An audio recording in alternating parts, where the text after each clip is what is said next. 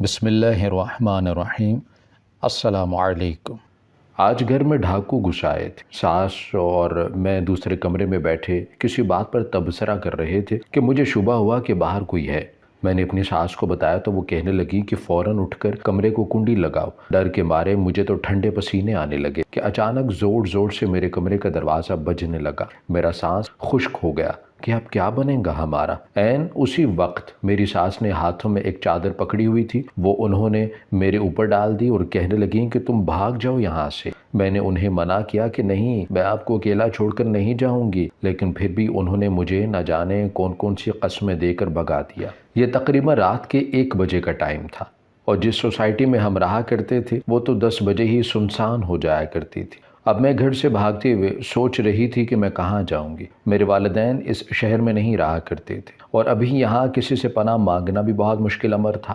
میں بے دہانی میں بس بھاگے جا رہی تھی اور بھاگتے بھاگتے ایک جنگل میں آ پہنچی۔ اندھیرا ہر سو پھیلا ہوا تھا، درخت ہی درخت تھے، ہر جگہ سناٹا ہونے کے ساتھ ساتھ کوئی ایک ایسا جانور تھا جس کی مسلسل آواز آ رہی تھی، اور وہ آواز بہت خوفناک سی تھی۔ میں نے مڑ کر باہر نکلنے کا راستہ ڈھونڈنا چاہا، مگر میں بہت آگے آ چکی تھی، اور اب واپسی کا راستہ ڈھونڈنے کے لیے مجھے صبح ہونے کا انتظار کرنا تھا۔ لیکن میں صبح ہونے کا انتظار نہیں کر سکتی تھی۔ مجھے جانوروں سے بہت ڈر لگا کرتا تھا، اور یہ سوچ کر ہی میرے رونگٹے کھڑے ہو گئے تھے کہ ایک رات تنہا میرے جنگل میں گزارنی ہے۔ میری آنکھوں سے آنسو بہنے لگے، پسینے سے جسم لدا ہوا تھا کہ اچانک مجھے محسوس ہوا کہ اس جانور کی آواز میرے قریب آ رہی ہے۔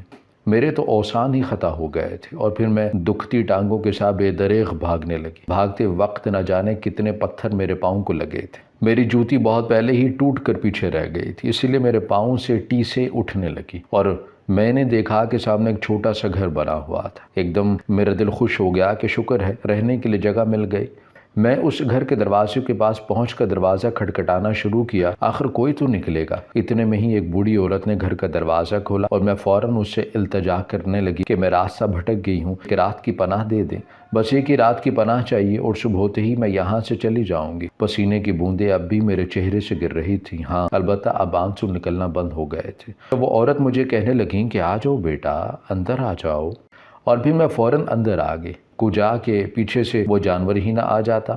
جیسے ہی میں اندر آئی، وہ عورت مجھے اپنے پلنگ پر بٹھا کے چلی گئی، اور اس وقت میں اپنی ہر مشکل اور پریشانی بھول کر یہ دیکھنے لگی کہ اتنا خوبصورت گھر بھلا جنگل میں بھی ہو سکتا تھا۔ زیادہ برا نہیں تھا، بس ایک چھوٹا سا کمرہ بنا ہوا تھا، وہ بھی صرف لکڑی کی تعمیر سے۔ مجھے لگا کہ یہ عورت لکڑی کا ہی کام کرتی ہوگی۔ اسی وقت عورت نے میرے سامنے آ کر مجھے پانی دیا اور کہنے لگی کہاں سے آئی ہو، اور اتنی رات کو راستہ کیسے بھٹک سکتی ہو، حتیٰ کہ رات کے اس وقت جنگل تو کوئی سڑک بھی نہیں ہے، نہ کوئی گاڑی چلتی ہے۔ میں عورت کی اس بات کو اگنور کر کے بس اسے دیکھنے لگی۔ سفید بال، چہرے پر انتہا کی جھڑیاں، ساڑی پہنی ہوئی، یوں معلوم ہوتا تھا کہ جیسے بہت پرانی ہو، لیکن گھر تو پھر بھی بہت جدید بنایا ہوا تھا۔ ابھی میں سوچ ہی رہی تھی کہ وہ عورت کہنے لگی کہ تمہارا پاؤں تو زخمی ہو گیا ہے، لاؤ میں ان پر خالص جڑی بوٹی کی بنی ہوئی دوا لگا دیتی ہوں، اور پھر مجھے لیٹنے کے لیے ہدایت دیتے وہ میرے پاؤں پر دوا لگانے لگی، اور ساتھ ساتھ اپنی کہانی سنانے لگی کہ کیسے یہاں آئی فلاں فلاں۔ مگر مجھے سب میں کوئی غرض نہ تھا، مجھے فکر تھی تو بس اس چیز کی کہ صبح مجھے یہاں سے نکلنا ہے، اور میری ساس وہ نہ جانے کیسی ہوگی، ڈاکو نے ان کے ساتھ کچھ غلط تو نہ کیا ہو، اور یہ سب سوچتے سوچتے ہی میری آنکھ لگ گئی۔ صبح نہ جانے کس وقت میری آنکھ کھلی، وہاں کوئی گھڑی بھی موجود نہ تھی جس سے میں اندازہ لگا سکتی کہ کیا وقت ہوا ہے، اور پھر ٹائم میں اٹھ بیٹھی، لیکن میرے پاؤں میں اب بھی بہت درد تھا۔ آس پاس نظر دوڑانے سے پتا چلا کہ وہ عورت مجھ سے پہلے ہی جا چکی تھی، یا شاید سوئی ہی نہیں۔ میں سمجھ نہ سکی۔ میں نے ان سے کہا کہ مجھے اس جنگل سے باہر نکلنے کا راستہ بتا دی، میں نے جانا ہے۔ تو وہ کہنے لگیں کہ رک جاؤ بیٹا، پاؤں ٹھیک ہو جائے تو چلی جانا، بلکہ کل صبح میں خود تمہیں چھوڑ کر آؤں گی۔ پہلے تو میں انکار کر دیا کہ نہیں، میں نے آج ہی جانا ہے، لیکن بعد میں جب اٹھ کر چلنا شروع کیا تو احساس ہوا کہ وہ عورت واقعاً صحیح کہہ رہی ہے۔ اسی لیے میں نے اگلے دن جانے کا فیصلہ کر لیا، اور پھر سارا دن اس عورت کے پاس بیٹھی رہی، اور وہ مجھے طرح طرح کے کھانے بنا کر دیتی۔ میں ان سے پوچھنے لگی آپ یہ خود سب بازار لینے خود جاتی ہیں، یا کوئی ادھر آپ کو یہ سب دینے آتا ہے؟ تو وہ عورت کہنے لگی کہ میری کسی کے ساتھ ڈیل ہوئی ہے، میں ان تک مال پہنچاتی ہوں اور وہ مجھ تک میرا سامان پہنچا دیتے ہیں۔ मैं सोचने लगी कि ये भी अच्छा है, घर बैठे ही सब कुछ आ जाता है। और फिर ऐसे ही हमारा सारा दिन गुजर गया। अगले दिन सुबह मैं उठ गई और उठकर कहने लगी कि अब मैं कुछ हद तक चल सकती हूँ, मुझे मेरे घर छोड़ आए या इस जंगल से बाहर तक ही छोड़ आए। तो वो मुझसे घर का एड्रेस पूछने लगी। मुझे लगा कि मेरे घर छोड़ आएगी, तो इसीलिए मैंने उनको घर का एड्रेस बता दिया। वो मुझे लेकर चलती जा रही थी और मैं इंतज़ार कर रही थी कि कब ये जंगल ख़त्म होगा, तभी मैं सुख का सांस ले सकती थी। वो औरत रास्ते में मुझसे बातें करती जा रही थी, कभी मुझसे मेरे बारे में पूछती और कभी अपने बारे में बताने लग जाती, और मैं भी खुशी खुशी सुन रही थी क्योंकि मुझे घर जाना था और आज फाइनली मैं घर जा रही थी। इसी तरह बातें करते करते हम न जाने कितनी दूर निकल आए थे कि एकदम वो औरत रुक गई और कहने लगी कि लो बेटा, तुम्हारा घर आ गया। मगर जब मैंने सामने घर देखा तो मुझे शुबा हुआ कि कहीं कुछ गलत तो नहीं होने वाला। लेकिन फिर मैं सोचने लगी कि ये औरत क्यों भला मेरे साथ बुरा करेगी। 2 दिन तक इतनी खिदमत की है, इतना प्यार से रखा है इसने। फिर मैं उन्हें बताने लगी कि नहीं आंटी, ये मेरा घर नहीं है, आप शायद गलती से मुझे दूसरी जगह ले आई हैं, लेकिन आप फिक्र ना करें, आप जाएं, मैं यहाँ से खुद चली जाऊँगी। अभी ये कहकर मैं पलटी ही थी कि उस औरत ने मुझे मेरे बालों से पकड़ लिया। जैसे ही उसने बाल पकड़े मेरे मुंह से चीख निकल पड़ी कि आंटी ये आप क्या कर रही हैं। तो वो कहने लगी कि बेटा, मैं गलती से नहीं लाई तुम्हें इस जगह, अच्छे से जानती हो कहाँ लेकर जाना है मैंने, और अब खामोशी से अंदर चली जाओ, ये लोग भी तुम्हारा बहुत अच्छे से ख्याल रखेंगे। आंटी की बात सुनकर मेरी आंखों से आंसू बहने लगे। आखिर आप ये क्या कह रही हैं, आपने तो कहा था कि आप मुझे मेरे घर तक छोड़कर आएंगी। फिर वो आंटी एकदम से गुस्से में बोली कि बकवास ना कर, मैंने तेरे साथ इतना अच्छा रवैया रखा, तेरी खिदमत की, तेरी चोट पर मरहम लगाया, और अब तू मेरी मेहनत का सिला नहीं दे सकती क्या मुझे? तो रातों को भड़क जाने वाली लड़कियों का यही तो ठिकाना है। आंटी की बात सुनकर मेरे कान साएं साएं करने लगे कि मैं उन्हें क्या समझ रही थी और ये क्या निकली। और फिर वो मुझे घसीटते हुए अंदर ले आई और लाकर सोफे पर बैठी 2 औरतों के सामने मुझे फेंक दिया और कहने लगी कि अच्छी तरह खातिर तवाज़ु कर दिएगा, इसकी नए नए पर लगे हैं, इसीलिए ज़्यादा होशियारी दिखा रही है, थोड़े दिन आप लोग इसकी खिदमत करेंगे तो खुद बहुत अकल आ जाएगी। फिर उनमें से एक औरत मुझे उठाकर वहां से ले गई, लेकिन जाते हुए मैंने आवाज़ से सुना कि वो औरत दूसरी औरत से कह रही थी कि आज एक और औरत तुम लोगों को बेची है मैंने, जब तुम लोगों की मालकन आए तो उससे कहना कि मुझसे ज़रा बात कर ले। और फिर वो वहां से चली गई।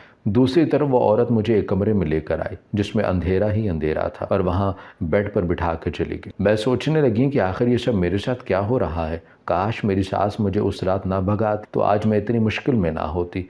आंखों से आंसू तवातुर बह रहे थे, इतनी हिम्मत ना थी कि उठकर लाइट चला सकूं। और फिर वहीं बैठे बैठे मैं बेहोश हो गई। उसके बाद न जाने कब होश आई, लेकिन आंखें खुलते साथ ही मैंने नोट किया कि अब कमरा रोशन है। और जब इधर उधर नज़र दौड़ाई तो वही 2 औरतें मौजूद थीं जिनके पास वो औरत मुझे फेंक कर गई थी, और उसके अलावा भी चंद लड़कियां मेरे पास खड़ी थीं।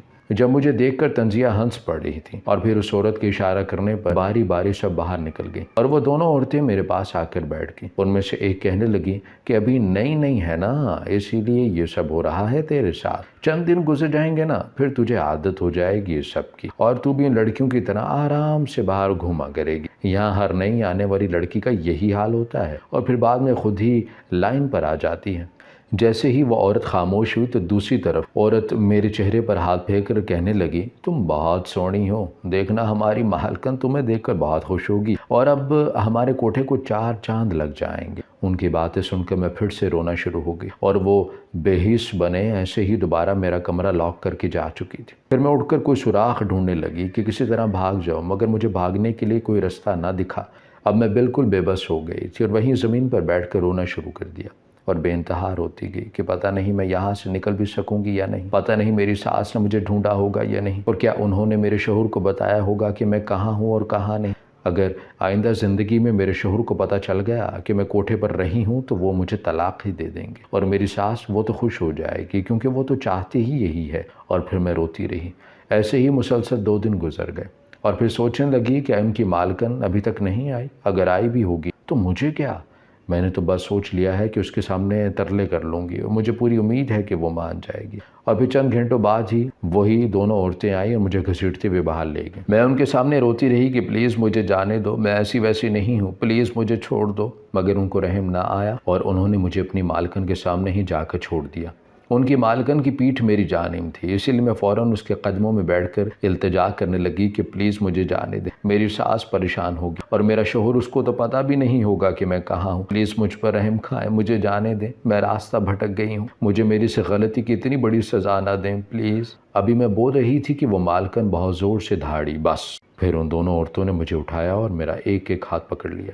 بس اس مالکن نے جب رخ میری جانب پلٹا، یعنی چہرہ میری جانب کیا، تو میں نے سر اٹھا کے جیسے ہی اسے دیکھا تو میری دنیا ہی الٹ گئی، کیونکہ وہ مالکن اور کوئی نہیں بلکہ ایک خواجہ سرا تھا اور میرا نام ہیرا ہے۔ میں مڈل کلاس گھرانے سے تعلق رکھتی تھی۔ میرے ماں باپ نے اپنا سب کچھ مجھے پڑھانے، لکھانے اور میری تربیت پر وقف کر دیا۔ میں ان کی اکلوتی اولاد تھی اور وہ دونوں مجھ سے ٹوٹ کر محبت کرتے، میری ہر فرمائش پوری کیا کرتے۔ میری تائی کے 2 بیٹے تھے اور وہ دونوں ہی بری صحبت میں بیٹھا کرتے تھے۔ اس طرح بری صحبت میں بیٹھنے سے وہ دونوں بھائی بھی بگڑ گئے تھے اور ہمارے پورے خاندان میں وہ دونوں بھائی اپنی غلط حرکتوں کی وجہ سے بہت مشہور تھے۔ لیکن میری تائی، وہ میری اماں ابا کے پیچھے پڑی رہتی کہ میں نے تمہاری بیٹی ہی اپنے گھر لے کر جانی ہے، لیکن میرے ماں باپ ٹال دیا کرتے کہ نہیں، ابھی بچی ہے، پڑھ رہی ہے، اور میں اس وقت گریجویشن کر رہی تھی۔ میرے ماں باپ جنہوں نے مجھے نازوں سے پالا تھا، وہ مجھے تائی کے بگڑے بیٹوں سے شادی کرانے پر بالکل روادار نہ تھے، اسی لیے ساتھ ساتھ انہوں نے خاندان سے باہر میرا رشتہ ڈھونڈنا بھی شروع کر دیا۔ وقت گزرنے کے ساتھ ساتھ میری گریجویشن مکمل ہونے لگی تھی۔ انہی دنوں میں میرے ماں باپ کو میرا رشتہ مل گیا اور انہوں نے فوراً حامی بھی بھر دی، بغیر کوئی چھان بین کروائے۔ بس اتنا پتا تھا کہ لڑکا باہر کے ملک میں رہتا ہے اور وہ شادی کے بعد اسے بھی ساتھ لے جائے گا، اور پھر ڈگری مکمل ہوتے ہی میرے اماں ابا نے یہاں میری شادی کر دی۔ شادی کے بعد میں سسرال میں ہی رہا کرتی، کبھی بھی گھر نہ گئی تھی۔ شادی کے چند مہینوں بعد میرا شوہر واپس دبئی چلا گیا۔ گھر میں بس میں ہوتی اور میری ساس۔ میرا شوہر پڑھا لکھا نہیں تھا، پھر بھی اس کی دبئی میں بہت بھاری جاب لگ گئی تھی اور وہ وہاں سے بہت زیادہ پیسے بھیجا کرتا۔ میری ساس کا رویہ شروع میں تو میرے ساتھ بہت اچھا تھا، لیکن وقت گزرنے کے ساتھ ساتھ بہت بدل گئی تھی، خاموش رہا کرتی۔ اور پھر جب میرا شوہر پیسے کما کر وہاں سے بھیجتا تو میری ساس وہ پیسے لے جاتی اور اپنے پاس سنبھال لیتی۔ میں ان سے مانگتی تو وہ فوراً انکار کر دیتی کہ نہیں، میرے پاس نہیں ہے۔ مجھے بہت دکھ ہوتا کہ کیوں اس طرح کر رہی ہیں وہ، بھلا میرا شوہر کماتا ہے پھر بھی۔ کبھی جو مجھے ضرورت پڑتی تو وہ کہنے لگ جاتی کہ میں تمہاری ضروریات پوری کر تو رہی ہوں، پھر تمہیں کیا ضرورت ہے پیسوں کی۔ پھر جب میں اپنی ساس سے کہتی کہ مجھے کال کرنی ہے اپنے شوہر کو، تو وہ ایک دم بھڑک اٹھتی کہ کوئی کال نہیں کرنی یہاں پر، تم اسے میری شکایتیں لگانے کے لیے کال کر رہی ہو نا کہ میں تمہیں پیسے نہیں دیتی۔ تو میری ایک بات کان کھول کر سن لو، اگر تم نے ادھر کی کوئی بات بھی اسے بتا کے پریشان کیا تو یاد رکھنا اس سے برا کوئی نہیں ہوگا۔ ان کی بات سن کر مجھے عجیب سا ڈر لگنے لگتا کہ بھلا جب کمپرومائز کر نہیں سکتی تھی تو بیٹے کی شادی بھی نہ کرتی۔ میرے گھر والوں نے مجھے تائی اور ان کے بیٹوں سے تو بچا لیا، مگر ایسی عورت کے ہاتھ دے دیا جسے صرف خود سے یا اپنے بیٹے کی کمائی سے ہی محبت تھی۔ نہ وہ اسے خود کال کرتی اور نہ ہی کسی اور کو کرنے دیتی۔ ایسے ہی بس زندگی گزر رہی تھی۔ کبھی میں اپنے شوہر کی کمائی کی کوئی چیز اپنے لیے لے آتی تو وہ فوراً میرے ہاتھ سے چھین لیتی اور کہتی کہ یہ تو کہنے کا میرا دل کر رہا تھا، یا یہ تو کھانے کا میرا دل کر رہا تھا۔ مجھے غصہ تو بہت آتا، مگر وہ میری ساس تھی، میں ایسے کیسے بھلا ان پر غصہ نکال سکتی تھی۔ چند عرصے بعد میری طبیعت خراب رہنے لگی، الٹیاں آتی، چکر آتے۔ میری ساس مجھے ڈاکٹر کے پاس لے گئی، وہاں پتہ چلا کہ میں حاملہ ہوں۔ مجھے بہت خوشی ہوئی اور سوچا اب اپنے شوہر کو بتاؤں گی تو وہ بھی خوش ہوگا۔ تو میری ساس نے مجھے سختی سے منع کر دیا کہ تم اپنے حاملہ ہونے کی خبر کسی کو بھی نہیں دو گی۔ مجھے لگا کہ میرے حاملہ ہونے کی خبر سن کر میری ساس خوش ہو جائے گی، لیکن ابھی بھی ان کے وہی تیور تھے۔ اپنے شوہر کے پیسوں میں سے اپنا حق مانگتی تو وہ انکار کر دیتی اور اپنے ہاتھوں سے بنا کر مجھے کھانے کھلاتی، ہر فرمائش پوری کرتی۔ لیکن جب بھی میں ان کے بیٹے کے پیسوں سے کچھ منگوا کر کھاتی تو وہ فوراً میرے ہاتھ سے لے کر خود کھانے لگ جاتی یا نیچے پھینک دیتی اور کہتی کہ کتنی بار بکواس کی ہے، جو میں تمہیں دیا کروں گی وہی سب تم کھایا کرو گی، اس کے علاوہ کسی چیز کو ہاتھ لگانے یا کھانے کی ضرورت نہیں ہے۔ اور پھر میں غصے میں اٹھ کر کمرے سے چلی جاتی۔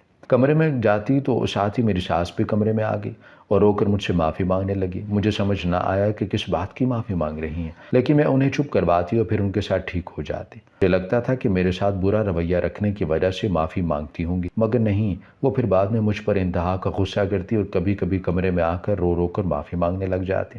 یہ سب روز کا معمول بن گیا تھا، اسی لیے میرا یقین اٹھ گیا تھا ان سے۔ مجھے افسوس ہوتا تھا کہ لوگ شادی سے پہلے کیسے ہوتے ہیں اور شادی کے بعد کیسے بن جاتے ہیں۔ اب بس میں خاموش رہا کرتی، اگر میری ساس مجھ سے کچھ پوچھتی تو میں ان کو بتاتی، ورنہ خاموش رہتی۔ حاملہ ہوئے 4 مہینے ہو گئے تھے، مگر ابھی تک میرے شوہر کو نہیں پتا تھا اس بارے میں۔ عموماً راتوں کو رویا کرتی کہ کیسے خوشیاں اور غموں میں اکیلی رہ گئی ہوں۔ دکھ تو ایسے ہیں کہ پیچھا ہی نہیں چھوڑے، راتیں رو کر گزارتی اور دن بھر بس سنتی چلی جاتی۔ لیکن جو بات قابل غور تھی وہ یہ تھی کہ جب تک میں اپنی ساس کے مطابق چلتی تب تک وہ خوش رہتی، ورنہ بس سے ڈانٹ کر مجھے بٹھا دیتی۔ وقت گزر رہا تھا اور ایسے ہی ایک دن ہم بچے کے بارے میں باتیں کر رہے تھے اور دھلے ہوئے کپڑے سمیٹ رہے تھے کہ ہمیں محسوس ہوا کہ باہر کوئی ہے، اور وہی ہوا۔ ہمارے گھر میں ڈاکو گھس آئے تھے۔ میری ساس نے ہاتھ میں پکڑی چادر دے کر مجھے وہاں سے بھگا دیا۔ پھر وہاں سے بھاگنے کے بعد میں غلط عورتوں کے ہاتھ لگ گئی اور اس نے مجھے آگے کوٹھے پر بیچ دیا۔ وہاں جب کوٹھے پر مجھے مالکن کے سامنے لے گئے تو مالکن کو دیکھا کہ میرا دل دہل گیا، کیونکہ وہ مالکن ایک خواجہ سرا تھا، وہ وہاں میرا ہی شوہر خواجہ سرا بن کر کھڑا تھا۔ اسے دیکھتے ہی میرے سر میں ٹیس اٹھنے لگی اور میں وہیں بے ہوش ہو گئی۔ پھر جب ہوش آیا تو کمرے میں بس میں تھی اور میرا شوہر تھا، جو خواجہ سرا بنے میرے پہلو میں بیٹھا تھا۔ اسے دیکھ کر مجھے عجیب سی نفرت ہونے لگی اور میں اس سے پوچھنے لگی کہ آپ یہاں کیا کر رہے ہیں، اور وہ کہنے لگا کہ اگر یہی سوال میں تم سے کروں تو؟ میری آنکھوں سے آنسو بہنے لگی۔ میں فوراً وہاں سے اٹھ کھڑی ہوئی اور کہنے لگی کہ مجھے گھر جانا ہے، جو بھی بات ہوگی وہاں ہوگی، یا تو تم مجھے بھی باقی عورتوں کی طرح اس کوٹھے کی زینت بناؤ گے۔ ابھی میرے باقی الفاظ منہ میں ہی تھے کہ وہ میرے ہاتھ پکڑ کر گھسیٹتے ہوئے باہر لے آیا اور گاڑی میں بٹھا کر واپس گھر لے جانے لگا۔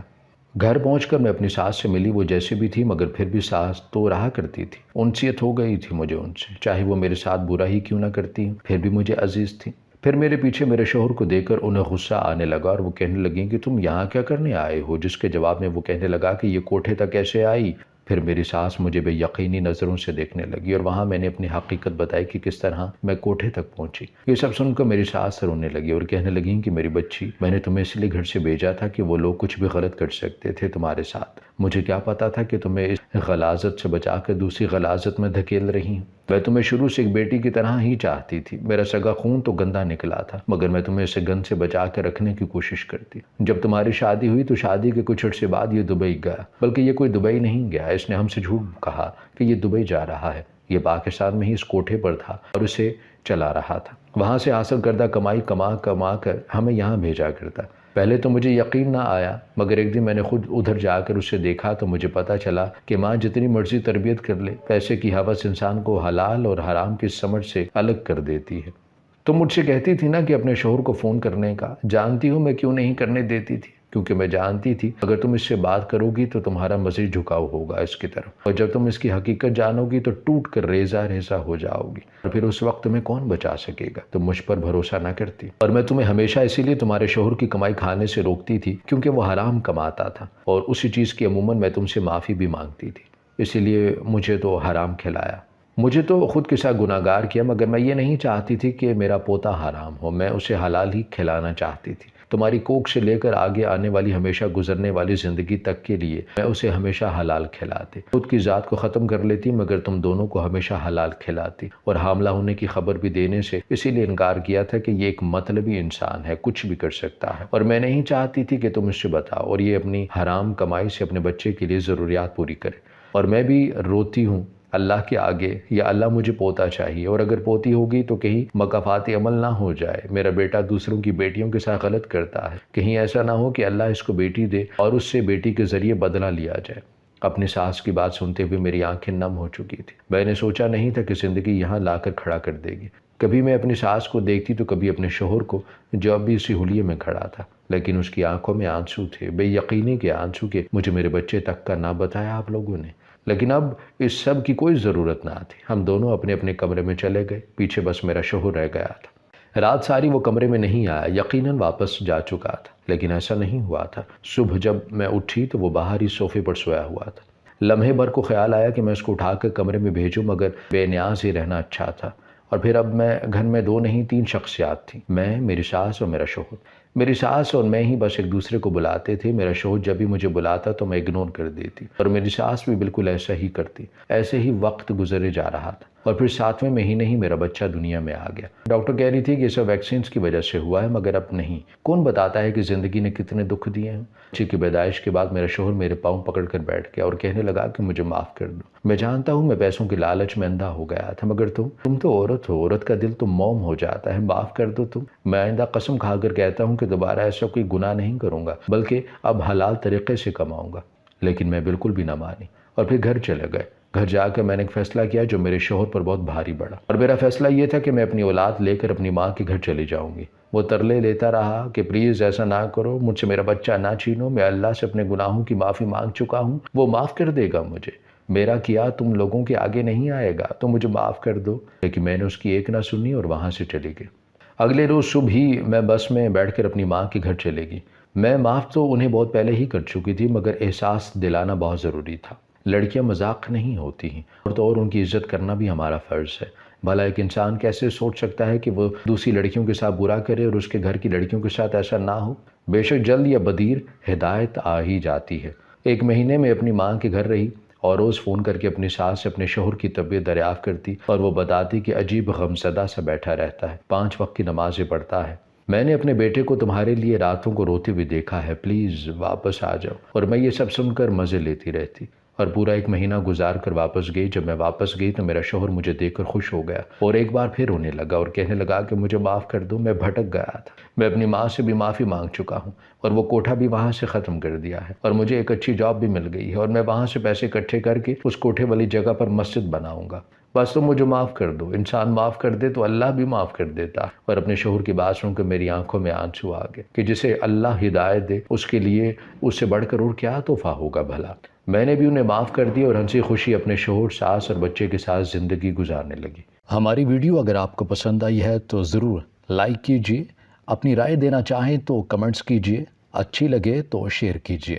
اس کے ساتھ ساتھ اگر آپ نے ہمارا چینل سبسکرائب نہیں کیا تو ضرور کیجیے، اور بیل آئیکن پر لازمی کلک کیجیے تاکہ ہماری ہر آنے والی ویڈیو آپ تک بر وقت پہنچ سکے۔